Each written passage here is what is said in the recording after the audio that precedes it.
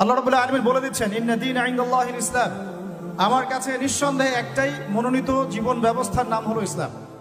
দিন শব্দটাকে বাংলাদেশের 90% মানুষ বোঝে ধর্ম অর্থে। দিন শব্দটাকে বাংলাদেশের ম্যাক্সিমাম মানুষ বোঝে ধর্ম অর্থে, অথচ এটা যে শুধু একটা কৃষ্টি কালচার ধর্ম না, বরং এটা একটা পুরো কমপ্লিট কোড অফ লাইফ, এই কনসেপ্টটা বুঝতে পারে না। আপনার জীবন ব্যবস্থার মধ্যে বেসিক্যালি দুইটা বিষয় থাকে, একটু মনোযোগ ধরে রাখবেন। একটা হচ্ছে আপনার ধর্মীয় জীবন, একটা হচ্ছে আপনার বৈষয়িক জীবন। আমি কি বুঝাতে পারছি ভাই? একটা আপনার ধর্মীয় জীবন, একটা আপনার বৈষয়িক জীবন। ধর্মীয় জীবন অর্থ কি? মানে আমার সালাত, আমার সওম, হজ, উমরা, তাসবিহ, তাহলিল, জিকির, আজকার, তিলাওয়াত ইত্যাদি ইত্যাদি ইত্যাদি, এগুলো হচ্ছে আমাদের ধর্মীয় জীবন।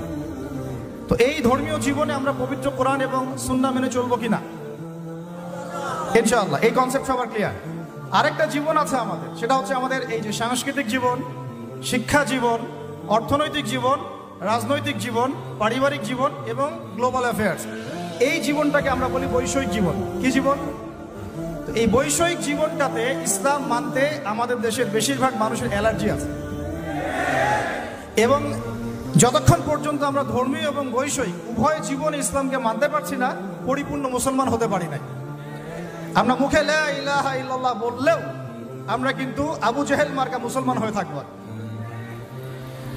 তো আসুন এখান থেকে আপনাদেরকে তিনটা বিষয় আমি একটু বোঝানোর চেষ্টা করি।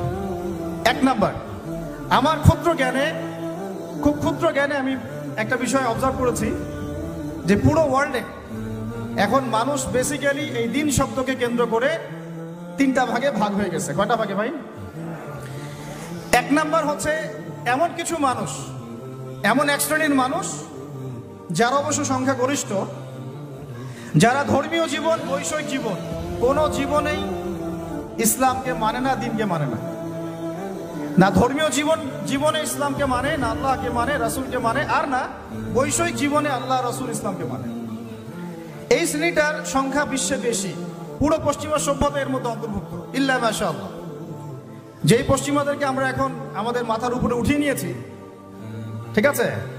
ওই যে বনু ইসরাইল তো নাজাত পাওয়ার 40 দিন পর বাছুর পূজা শুরু করেছিল, আমরা তার আগে শুরু করেছি।